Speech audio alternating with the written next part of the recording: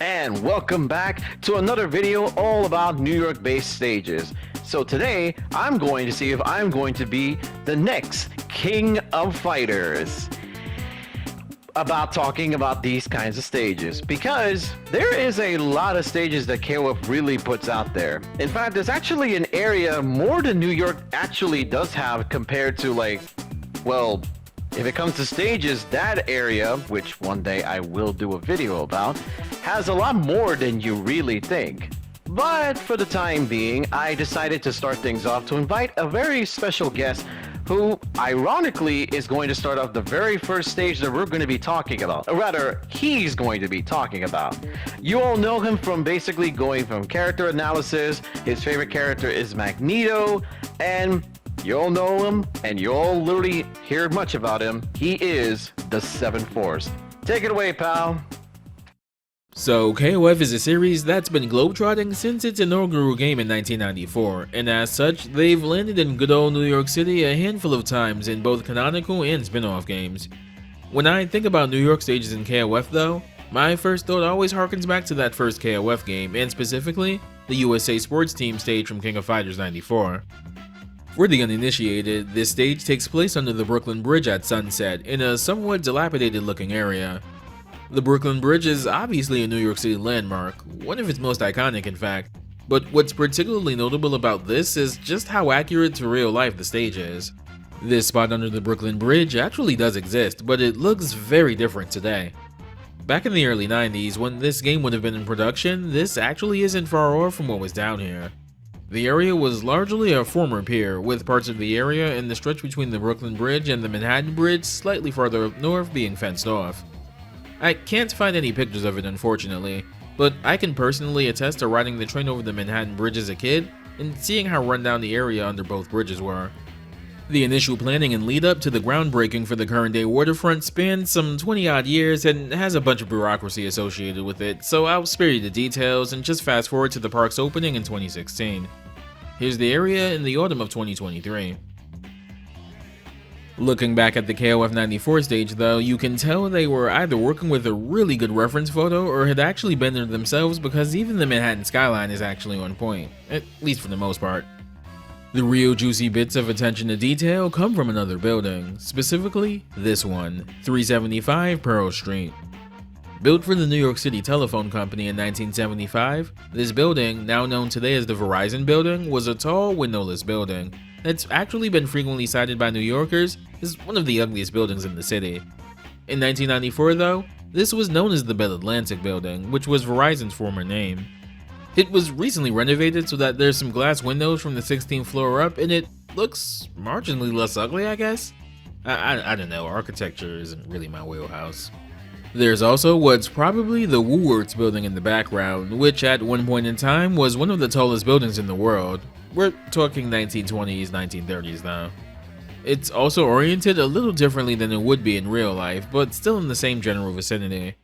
Last but not least, there's also some stage cameos here, though they're not SNK cameos like most of the other stages in the game and are instead based on relevant pop culture of the time.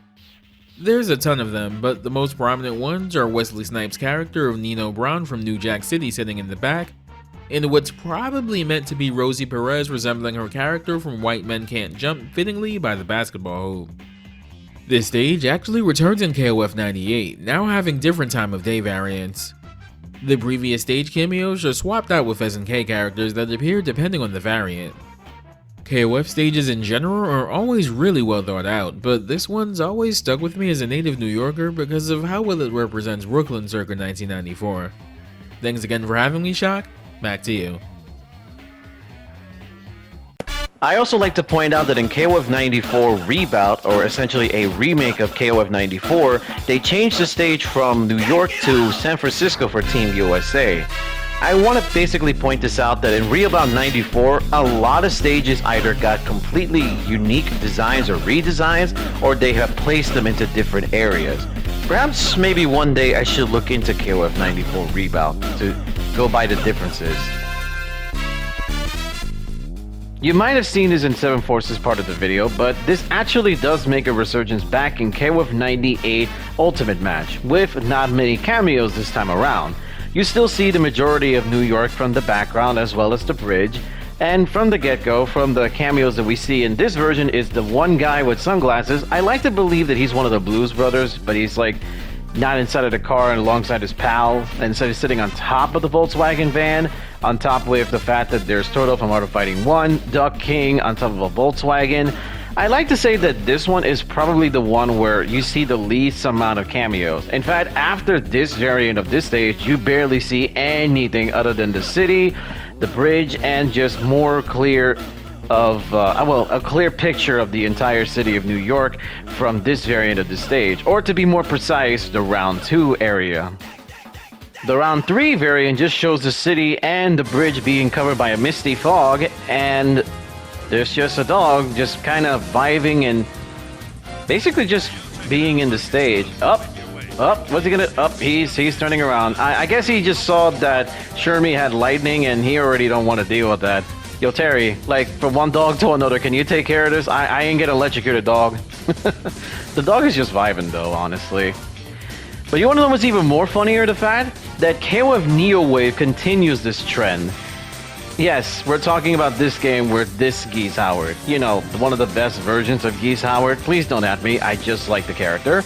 But anyway, in this particular version of KOF, or in this case, this game, you get to see a stage that you're inside the Brooklyn Bridge, and in the very, very far ground, even though you can't make much out of it, is the Statue of Liberty all the way in the back, with a bunch of cars just passing through underneath the bridge through traffic. I like that this is very much something that you get to see in the Brooklyn Bridge, because also in the middle, you see two lanes that literally go from like going up and down, and of course when you're in the nighttime version, you're actually on the sideline of the bridge. I really do like this stage a lot, and I am very much considering the fact that basically SNK or NeoGeo, whoever was like basically in charge back then for both King of Fighters and Fatal Fury, absolutely love the Brooklyn Bridge a lot, because it's kind of interesting that this does not appear not just in 94 and 98, but also in NeoWave.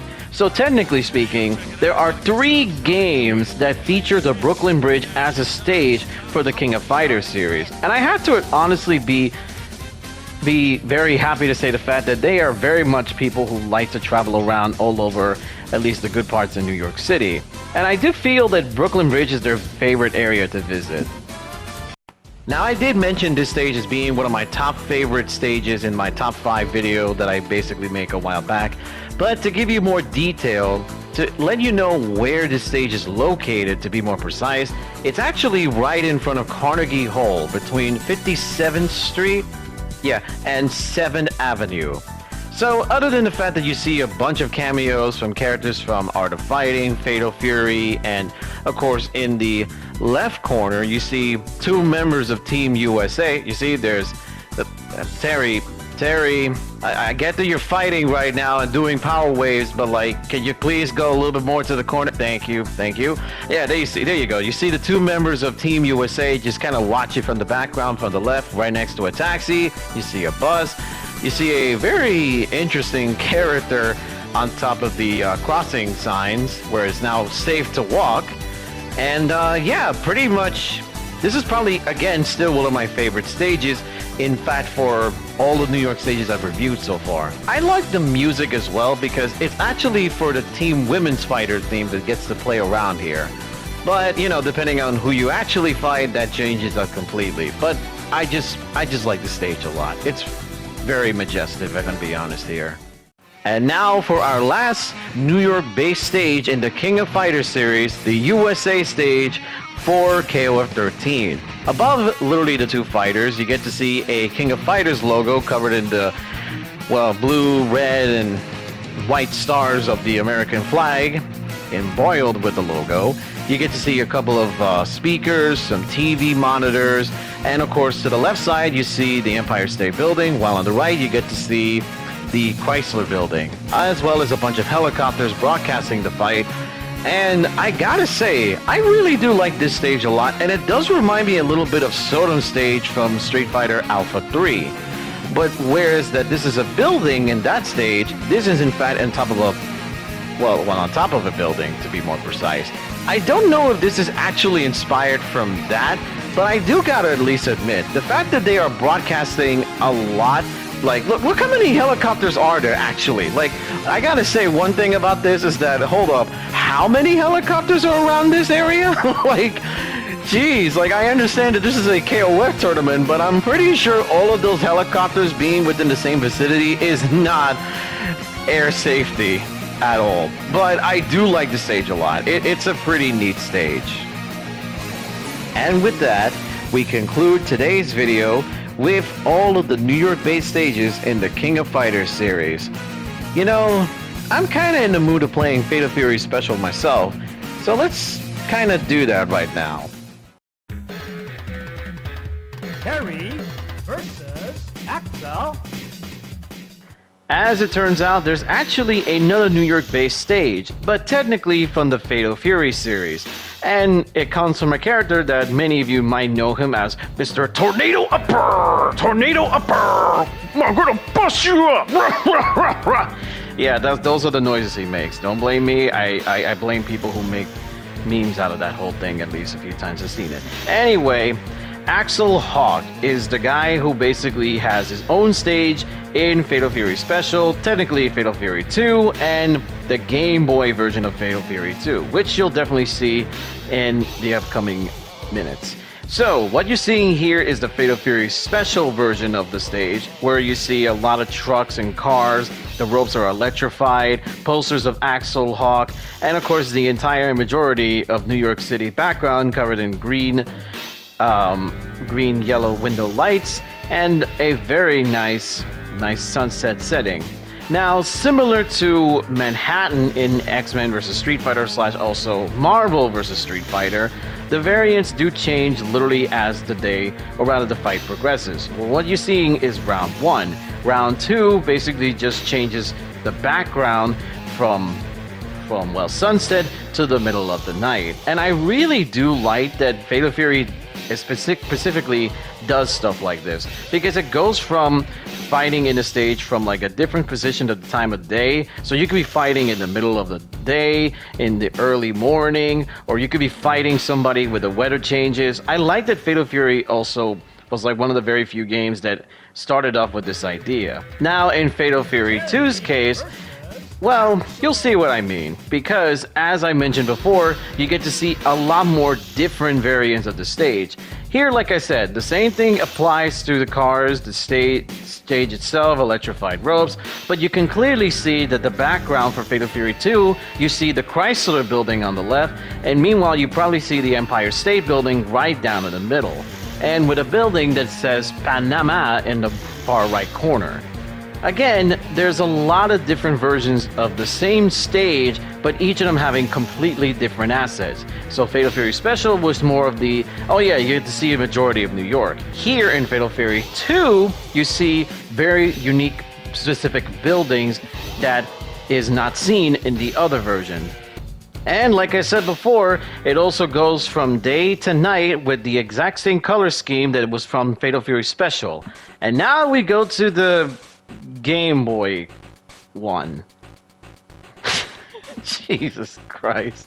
Okay, I know that this is a Game Boy version of Fatal Fury 2, but you don't see any trucks, you don't even see the name, you only see 3 pictures of Axel and just 4 regular buildings, like, on the background. Like, bruh, this is like completely different. Like, can you imagine you go from playing from Fatal Fury Special to this? I'm sorry. I just find it cute. It's just kind of cute. It's like a chibi version of the stages that you guys just previously saw.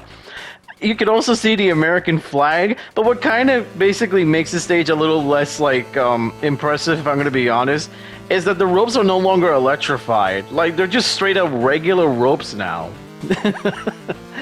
Okay, but yeah, these are, yeah, this is a very, well, I like to call it a very cute chibi version of the Axel stage in Fatal Fury 2 and Special. Before I forget, a very special shout out to Fistful Fly at this location for providing a lot of stage video archives that he has on his channel, because honestly, when it comes to looking up in full details for the projects that I've been working on, it is a godsend. So thank you so much for Fist Will Fly at this location. I will be leaving the description of the YouTube channel in the link below. And before I forget, the version of 98 that I was using was from Ultimate Match that I had on my PS4/PS5, because there was supposed to be also a Mr. Big cameo that was also included in 7-Force as part of the video, but for some reason he didn't seem to show up in there. So I'm not sure exactly why, but just thought I'd basically make it clear with some details you might be noticing. Hey, what's going on here, you know? Alright, for real. So that is all of the New York-based stages in the King of Fighters series / Fatal Fury. So I wanted to add that in there because when I was looking into all of the stages for KOF, this also came up as well, and I kind of just wanted to put it in there as the last bit for this video. I also want to truly thank 7-Force for really participating in this video and really helping me out once again. And who knows, maybe I might do a little bit of a crossover thing with them at some point. But we shall see. For the time being, I do appreciate you taking the time to taking a look at this video. And the next one will be all about Tekken. But that will again take some time. So, for the time being, see you guys from 2D to 3D in the next video. Peace!